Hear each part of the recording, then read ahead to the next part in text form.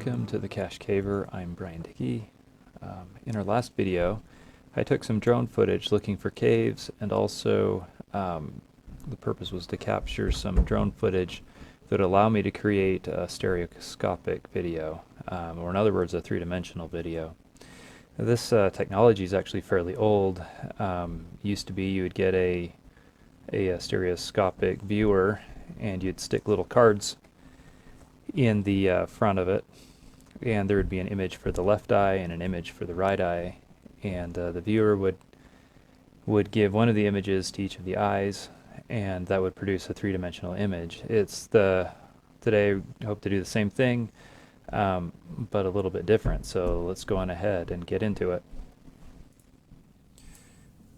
Usually we're flying the drone straight, and we get a nice video, and it's all pretty and whatever, but it's no good for producing stereoscopic views. However, if you start going sideways, eventually, as you're moving sideways, you'll get a view from one eye, and then a little bit later you'll get a view from the other eye.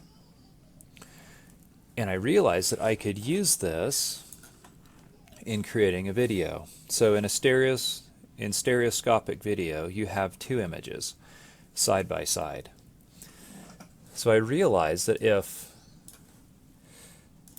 I took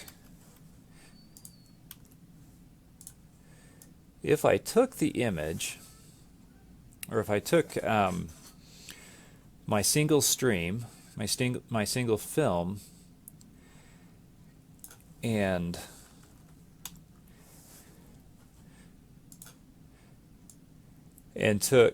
so this would represent the left side, and this would represent the right side. So if I took the right side and offset it in time so that the left eye was getting frame 1, so the left eye is getting frame 1, but the right eye is getting a different frame that's at a different time, you would have that 3-inch spread between the different frames. And so to get that is using a little bit of calculations. The distance of our eyes is roughly 3 inches. So I get this in miles. I'll explain why I want the distance in miles. Actually, it's just simply so that I can get the speed in miles per hour. My Mavic drone, it can display its speed to the 1/10 of a mile per hour, and so this will help me kind of get the right perspective for our eyes. So as I mentioned, my drone captures video in 60 frames per second. So I'm going to have the frame count. So I want the 3-inch spread between 15 frames, so about 1/4 of a second. So I use that to calculate my time in hours so that I can get miles per hour, and then I calculate the speed. So for 1/4 second, to get a 3-inch spread, I need to be going roughly 2.5 miles an hour. And so in my last video, I had a couple of film strips, or a couple of captures that were,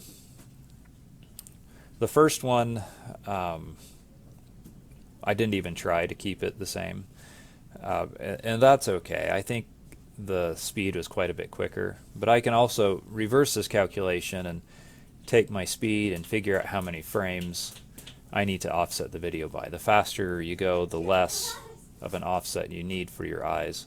But if I want to exaggerate this stereoscopic effect, which might be useful if the object's far away, you might adjust that speed so that you're getting points that are further apart, so that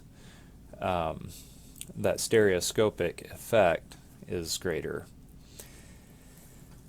So my second drone capture, I really tried to keep to that 2.5 miles per hour,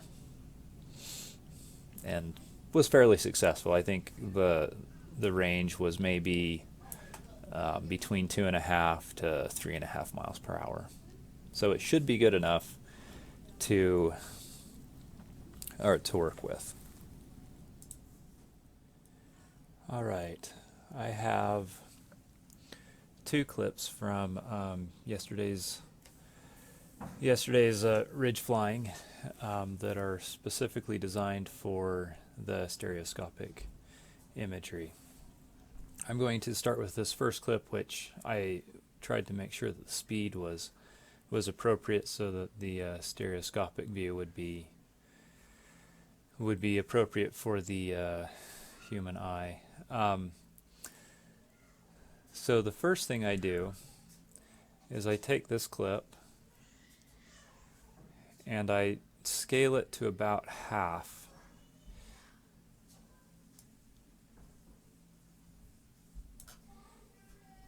Because I need one for each eye. So I'm going to put one over to the side. It needs to be a little smaller. Okay. So this is my left eye. I'm going to take the stream that I've got. I'm going to copy it. And I am going to move it over. So now you have two views, one for the left eye and one for the right eye. So I'm going to take the second clip. So if you're moving from left to right, so moving towards the right, then the right eye needs to be shifted into the future. So I'm going to pull this and I'm going to pull it 15 frames forward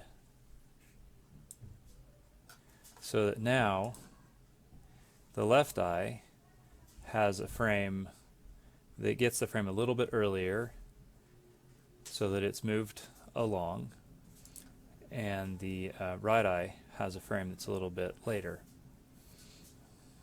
Now if you're going from right to left, you would swap it.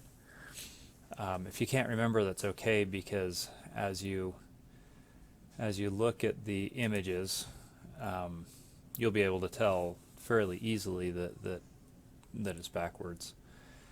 So to view this 3D, you need a couple of things. One is you're going to either need like a virtual reality phone box, the kind that has two lenses in it that put one half of the screen onto one eye and the other half to the other eye. Or if you don't have something like that, what you do is you cross your eyes. So there's two images and you cross them together. So by crossing your eyes, you cross them together until they're one image. It's a little bit strange at first, but it works fairly well. So I'm going to go on ahead and play this, and then I will post the couple of video clips that I've got using this at the end of this video, so, for full screen, so for a better effect.